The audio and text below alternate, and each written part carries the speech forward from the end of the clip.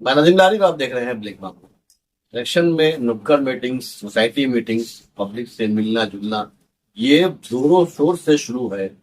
तमाम पार्टियां लोगों से मिल करके अपनी कंपेनिंग कर रही हैं, अपनी उपलब्धियां गिना रही हैं, अपने वादे कर रही हैं और जनता को लुभाने के लिए हर वो हरबा आजमा रही है जो कि इलेक्शन में किया जाता है।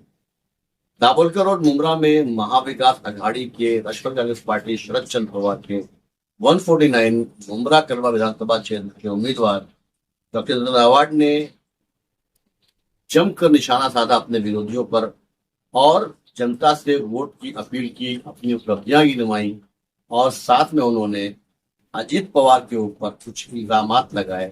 आइए देखते हैं कि रविंद्र अवार्ड ने इस स्पीच में पब्लिक से क्या अपील की। पेश है आपके सामने वीडियो।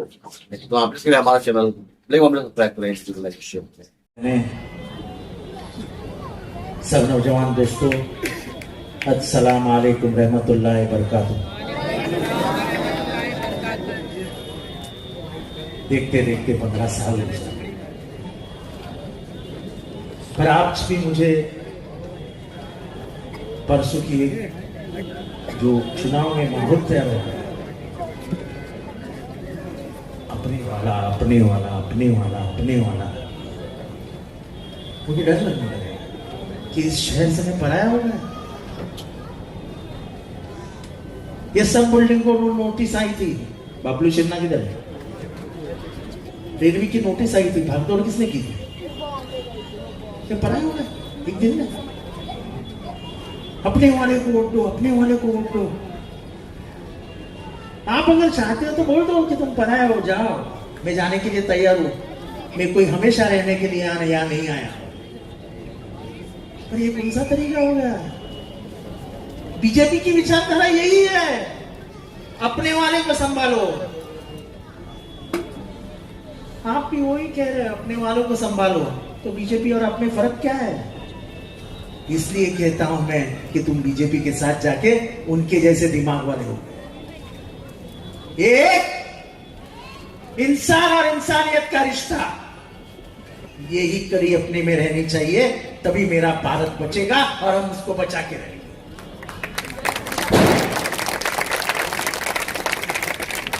आपको याद है, मैं अभी आते आते सोच रहा था, गुड्डू जरा ढूंढ लेना, वो एक फोटो आएगा, एक वीडियो आएगा कि एक स्टेज पर किसी मुसलमानों ने मोदी साहब को टोपी दी थी पहनने को लिए। याद है? याद है? याद है? उसने वो टोपी ऐसे वापस कर दी। मोदी जी को पूछा गया था कि गुजरात के दंगों में मुसलमान मारे गए तो आपको क्या लगता है? तो बोले, कुत्ता भी गाड़ी के नीचे आ जाता है तो थोड़ा दर्द तो होता ही। कुत्ता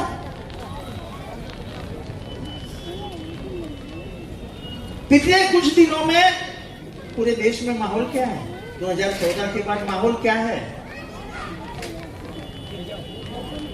किसी के घर में गोश्त पकाने की खुशबू आती है तो लोग उसके घर में घुसते हैं और मार डालते हैं, और उसका बेटा पाकिस्तान के सीमा पे पाकिस्तानियों से लड़ता रहता है, और बाद में 12 घंटे के बाद में उसको खबर मिलती है कि उसके बाप को घर में घुस के मारा।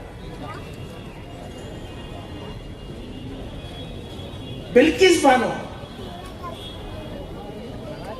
उसके आरोपियों को, मैं बिल्किस बानो को सलाम करता हूं। वो एक वाहिद महिला है जिसने लड़ाई लड़ी अपनी ताकत पे। उसके ऊपर रेप हुआ था, उसको तो ऐसा छोड़ दिया जैसे वो मर गई है, लेकिन ऊपर वाले ने उसको बचा के रखा था। उसको जस्टिस मिला और कहा गया कि मुंबई हाई कोर्ट में केस चला। मुंबई हाई कोर्ट में वो जो आरोपी थे उनको जन्मठेप की सजा हुई, आजीवन कारावास की। क्या हुआ? कुछ दिनों के बाद गुजरात के लोगों ने, गवर्नमेंट ने कानून पास कर दिया कि हमको अधिकार है आजीवन कारावास से मुक्त कर दो, और उनको मुक्त कर दिया। तो उनको हार पहनाया गया, पेड़े खिलाए गए, और कहा गया कि इनकी जात ऐसी है कि ये ऐसी कुछ हरकत कर ही नहीं सकते। तब मुझे समझ में आया कि भारत में आज भी धर्म और जात मौजूद है। हमने सोचा था जात मर गई। अरे एक गवाही देने वाली औरत कोर्ट के सामने गवाही दे रही है कि मेरे घर में 14 जनों को मारा गया, उसमें छोटे बच्चे भी थे, मेरी बहन थी, मेरी भाभी थी, सबको मार दिया गया। कोर्ट ने जेल में भेजा और बीजेपी उसको छुड़ा रही थी। मुसलमानों को जहां जहां डराने का काम होता है वहां वहां बीजेपी हाजिर हो जाती है। क्या बोले मोदी साहब लोकसभा में भाषण में? ज्यादा बच्चे पैदा करने वाली कौन? ये कोई बोलने का तरीका है? मुझे मालूम है आजकल 2 और 3 के ऊपर कोई जाता ही नहीं है। वो जमाना अलग था। मोदी साहब को भी तो 8 भाई है, वो बात ही अलग थी। अब सबको मालूम है इस महंगाई के जमाने में हम कैसे घर चलाएं। और महंगाई उसका तो हाल ही मत पूछो। तेल का भाव क्या है? अरे लहसुन का भाव 400 रुपए किलो है। कितना? 400 रुपया किलो? अरे बाप रे, वो क्या है आप समझते नहीं है। इस देश में जैन लोग बहुत होने लगे हैं तो लहसुन खाते ही नहीं है, और भाव कम ज्यादा करने वाले तो अडानी अंबानी है। ये देश अडानी अंबानी का है, तुम्हारा मेरा नहीं रहा है। अभी ये देश पूंजीपतियों के हाथ में चला गया है मेरे भाई। 3-3 हजार करोड़ रुपए का कोकेन उतरता है, कोई कुछ नहीं बोलता है, कोई कुछ नहीं बोलता है। ये महंगाई जो मेरी मां बहनों को मार रही है। दिवाली में हिंदू औरतें जो 1 किलो चिवड़ा बनाती थी, 1 किलो चकली बनाती थी, चकली में समझता ना, 1 किलो सेव बनाती थी, 1.5 किलो बनाने लगी, पर उठता ही नहीं है।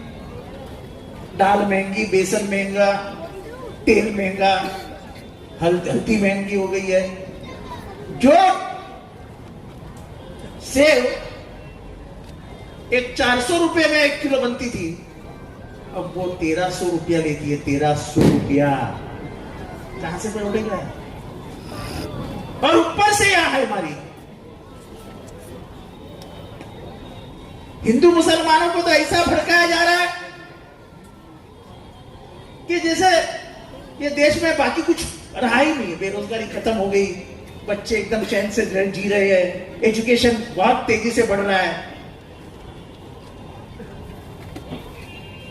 ऐसे हालात दिखाए जाते हैं कि सब एकदम मस्त है। कितने बच्चों को नौकरियां मिलती है? मोदी जी ने कहा था कि 2 करोड़ नौकरियां दूंगा, कहा था कि नहीं कहा था? हमारे शिंदे साहब ने कहा था कि 1000 नौकरियां दूंगा। वादे तोड़ने के लिए नहीं किए जाते हैं, वादों को निभाना चाहिए। मैंने 2009 का एक सपना दिया था आपको, सोच बदलो गुमराह बदलेगा। आप बताओ हाथ उठा करके कि गुमराह बदला कि नहीं बदला। आपको हाथ नहीं है तो उठाओ ना जरा।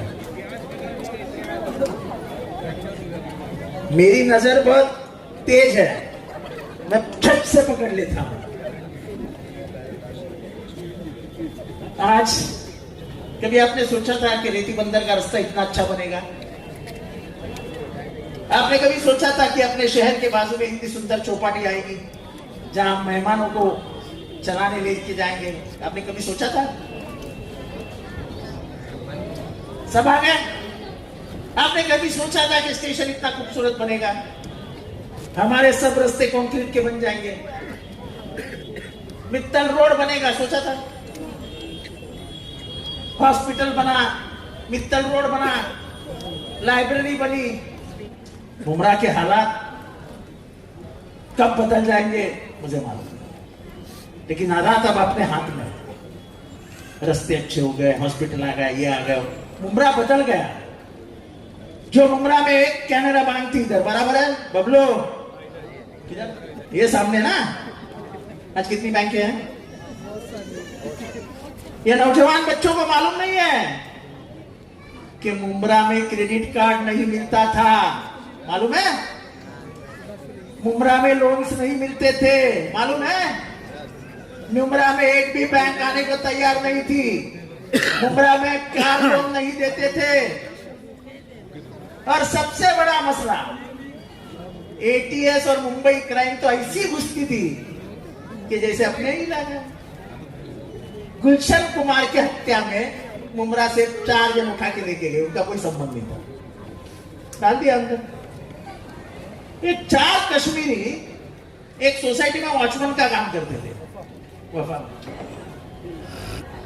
शंगारी नाम का कमिश्नर था, अपना दोस्त था। उनको उठा के लाया, दिखाया कि हथेली किए, डाल दिया। मैंने उनको बोला यार क्या गलत कर रहे हो, और बेचारे कश्मीरी नौकरी करने के लिए आए थे।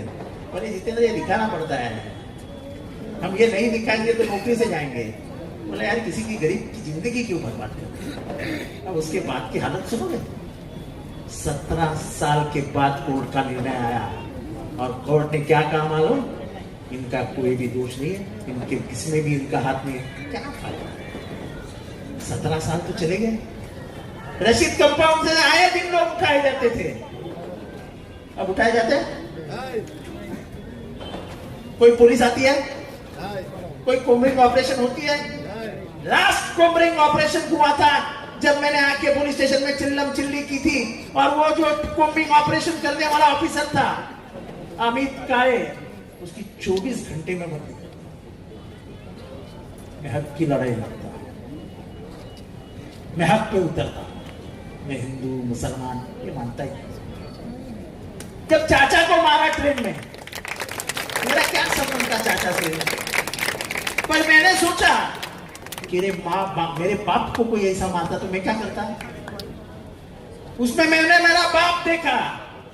मैं गया पुलिस स्टेशन में, मेरे को खबर दी थी कौन हो, रफीक कामदार ने। पुलिस स्टेशन में जाके मैंने हंगामा किया, तब जाके पुलिस ने कहा कि हम कलम बढ़ा देंगे। दूसरे दिन कलम बढ़ गए, आज भी वो बच्चे जेल में हैं, आज भी वो बच्चे जेल में। कोई आवाज नहीं उठाता है। विशालगढ़ कोई गया है क्या? अरे वाह वाह वाह, खड़े हो खड़े हो जाओ ना। विशालगढ़ में जाने के कितने रास्ते हैं? एक ही रास्ता है। अब सुनो कहानी मैं जो बता रहा हूं। विशालगढ़ के लोगों ने पुलिस स्टेशन में जाके कलेक्टर को जाके बताया था, कोल्हापुर में शाहूवाड़ी नाम है इनके गांव का, पुलिस स्टेशन का। कलेक्टर को जाके बताया था कि विशालगढ़ में कुछ तो भी होने वाला है, आप हमारी सुनिए। कलेक्टर ने करके छोड़ दिया। 12 तारीख को गांव वाले फिर गए शाहूवाड़ी पुलिस स्टेशन, बोले हमको डर रहा है रात को ही कुछ हो सकता है। पुलिस ने ध्यान नहीं दिया। हालांकि पुलिस अगर नाकाबंदी करती तो कुछ नहीं होता। रात में ही 100 लोग घुसे और पूरा दरगाह जो 1300 साल पुराना था तहस नहस कर दिया। ऊपर से ऑर्डर आया होगा इनको जाने दो, सब सामने से आए थे, कोई भी कोल्हापुर का नहीं था। तुझं गाव कुठलं आहे? तेरा गाव कौन सा है? मेरा नाम उपलेटा है। हाँ? उपलेटा, ये तिथेच ना गुजरात। ये है कोकण का।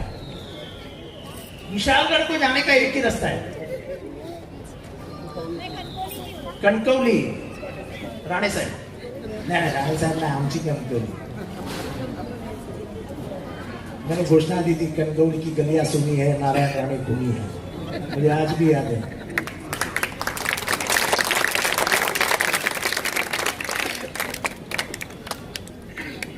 एक ही रास्ता है, नाकाबंदी कर देते तो कोई ऊपर नहीं जाता था, लेकिन करनी ही नहीं थी। उधर से उतर के वो गजापुर गांव में गए। गजापुर गांव में एक जूनी पुरानी मस्जिद थी, वो मस्जिद पूरी तोड़ डाली। कुरान शरीफ फाड़ के फेंक दिया और फिर गांव लूटने को चले। गांव 80% हिंदू, 20% मुसलमान, 20% भी नहीं रहे और भी कम है, लेकिन सबको लूट लिया। मैं हमेशा भाषण में कहता हूं, अतिरेकी और डकैत की कोई जात नहीं होती, कोई धर्म नहीं होता है। सब हिंदू मुसलमान जंगल में भाग गए, उनके डर के मारे। पूरी तिजोरियां लूट ली, पूरे जवाहरात लूट ले और फिर छोड़ के चले गए। फिर बाद में गांव वाले अंदर। अब मुझे बताओ, पेपर में पढ़ा क्या उनको पकड़ा है? पढ़ा?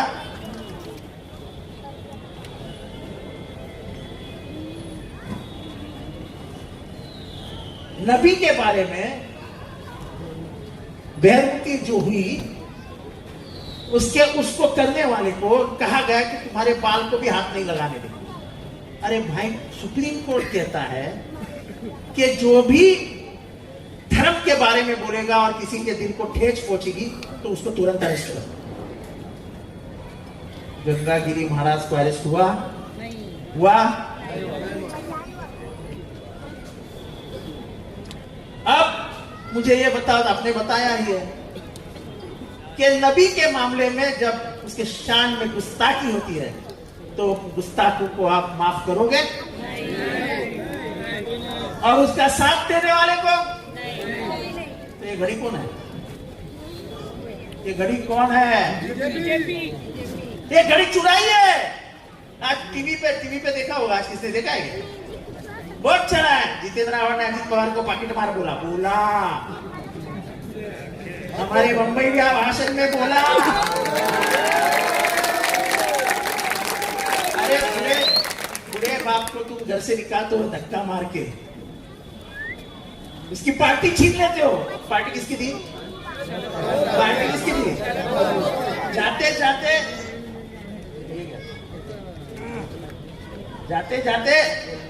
अजित पवार घर भी छीन लेता है, तो उसको क्या कहूंगा मैं? क्या कहूंगा? पाकिट मार। मैंने क्या गलत कहा? अरे तुम साला स्टेज पे खड़े रहते हो और पूछते हो इसका आखिरी भाषण कब होने वाला है? मैं मराठी में बात कर रहा हूँ। मला माहित नाही यांचं शेवटचं भाषण कधी होणार आहे। आखिरी भाषण का मतलब क्या होता है? लास्ट म्हणजे काय? डेथ। ये कौन पूछता है? भतीजा पूछता है। जिस भतीजे को उंगली पकड़ के राजनीति में लाया, 5 बार उप मुख्यमंत्री बनाया, राजनीति सिखाई, उसने ही मेरे बाप को घर से बाहर निकाला। मैं उनका कोई सगा नहीं हूं, पर प्यार मोहब्बत उनसे मेरे को इतनी मिली है कि मेरे बाप नहीं है। मैं हमेशा लोगों से कहता हूं, मैं 2 ही चीजों से डरता हूं, ऊपर वाला और शत्रु, बाकी मैं किसी से भी नहीं डरता।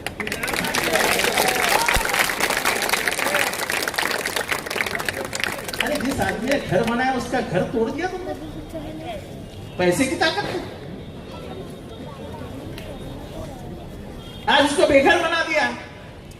मर दो मार। लोकसभा में नई निशानी आई तुतारी, लोगों को डर था पहुंचेगा कि नहीं पहुंचेगा। आज भी हमारे यहां लोग डरते हैं, तुम्हारी निशानी पहुंची क्या? तुम्हारी निशानी पहुंची क्या? मैं वाकया बताता हूं। शरद पवार ने मेहनत करके फिर से तुतारी महाराष्ट्र में लेके गए और 10 सीटों में से 8 सीटें शरद पवार ने जीत के लाई। अजित पवार को भी मिला लोकसभा में।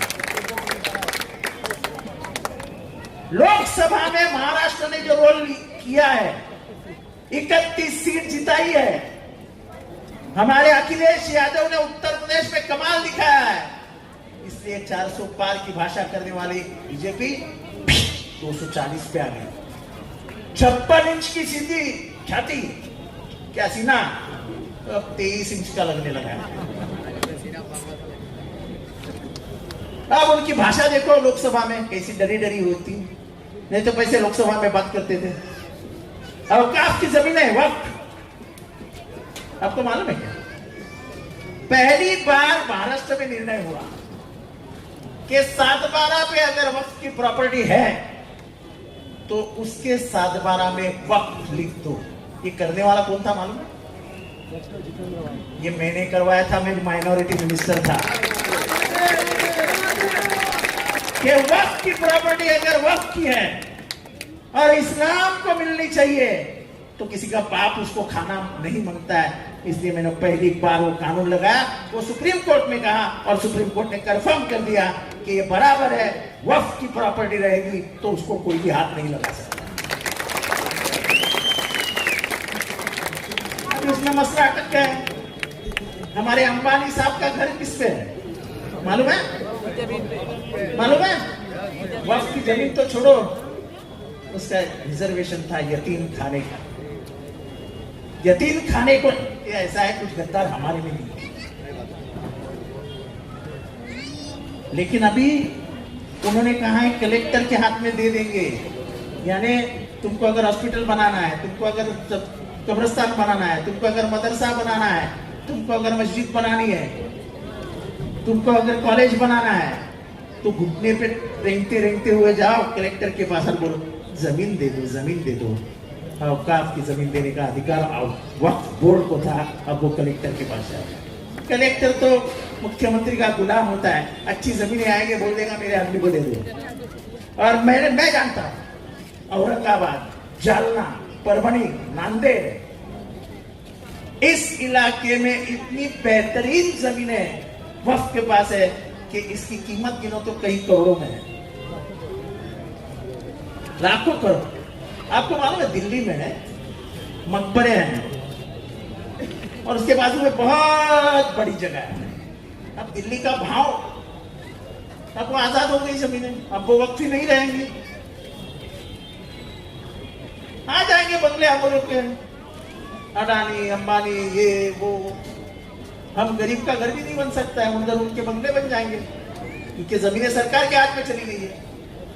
तो ये हालात बदल रहे हैं, ये हालात के बारे में सोचो वरना पछताओगे। पर सबसे बड़ी बात बोलता हूं कि महाराष्ट्र के ऊपर इतनी नजर क्यों है अमित शाह की और नरेंद्र मोदी जी की? क्योंकि अगर महाराष्ट्र में महाराष्ट्र अगर एमबीए जीतेंगे तो इंशाल्लाह सुप्रीम अपना सेंट्रल गवर्नमेंट फंस जाएगा। क्यों?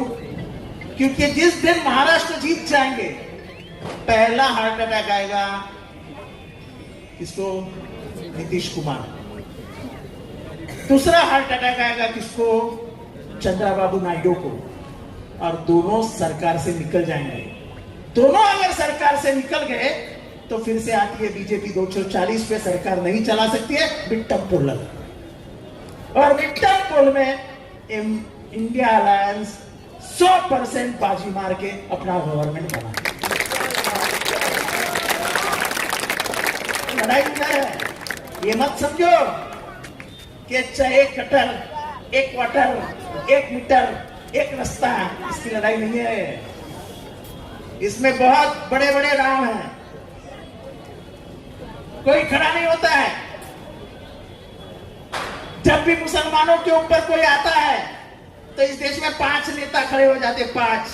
मैं हक और फख्र से बोलता हूं कि उनमें से पहला नेता अगर कोई खड़ा होता है ना तो ये तुम्हारा आमदार जितेंद्र आवाज होता है। मौत हथेली पे लेके घूमता हूं। शानू को मालूम है कितनी धमकियां मिलती है, ये बबलू को मालूम है, ये बबलू को मालूम है। मेरे बहुत करीबी दोस्त हैं, घर वाले डरे हुए रहते हैं। मेरी बेटी मुझसे कहती है बाबा रात्रि जात जाऊ नका भाई, बॉडीगार्ड शिवाय फिरू नका। क्या फायदा है कि नहीं, उसूल के लिए जिंदा हूं और उसूल के लिए मर जाऊंगा, लेकिन उसूल नहीं है।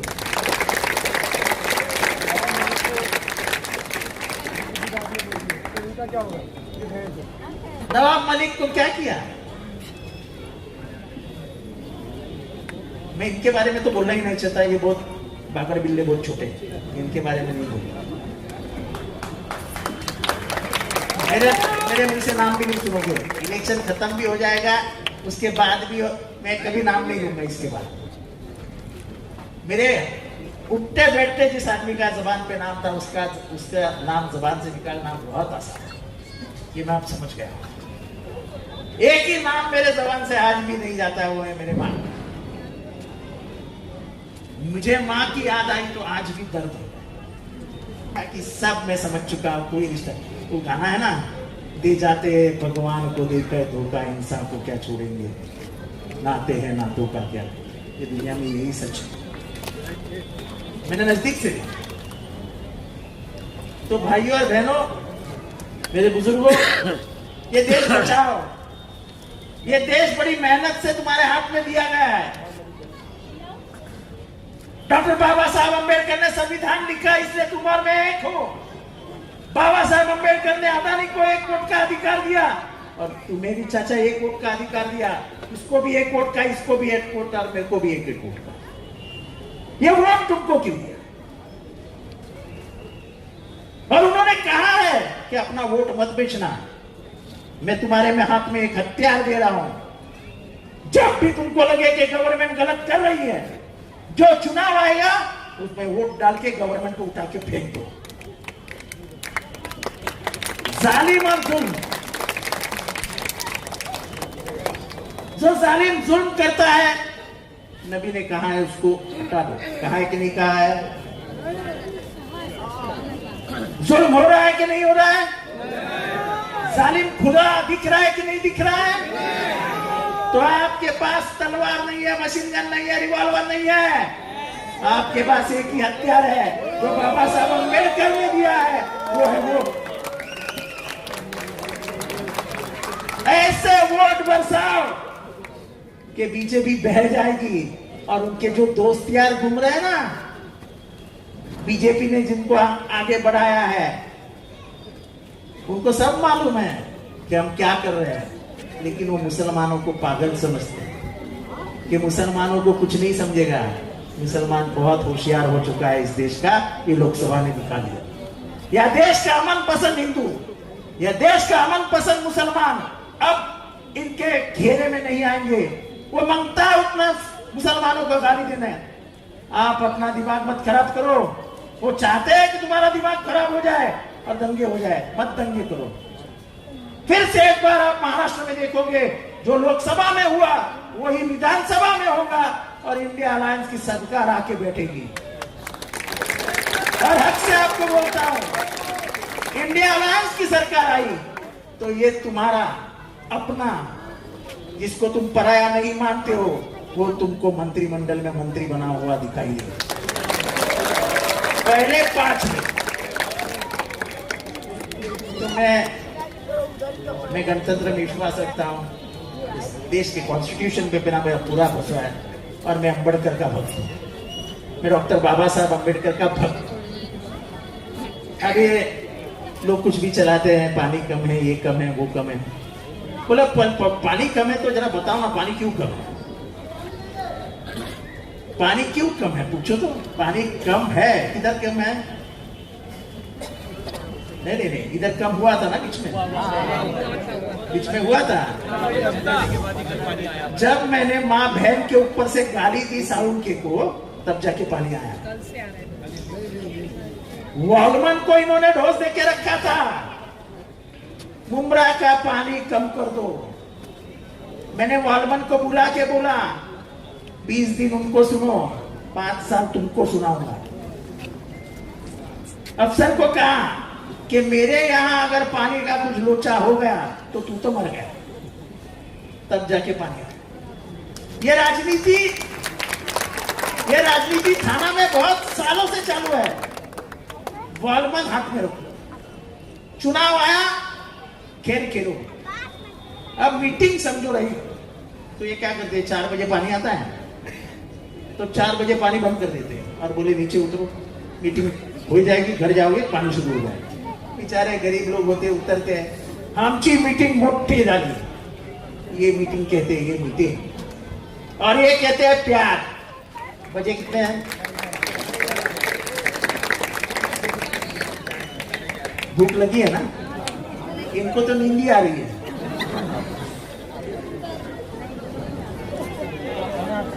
तो ये बोलता है प्यार, और मैं प्यार मोहब्बत का भूखा हूं। इस नफरत के बाजार में मैं प्यार का मॉल खोलना चाहता हूं। प्यार का मॉल, दुकान नहीं खोलूंगा, प्यार का मॉल खोलूंगा। दूंगा, जिसको मांगता है आके लेके जाए। नफरत खत्म करो, प्यार को जिंदा रखो, इतना ही कहता हूं। और आपके हक की आवाज उठाने के लिए फिर से मुझे विधानसभा भेजो, इतना ही कहकर आपसे अलविदा कहता हूं। खुदा हाफिज।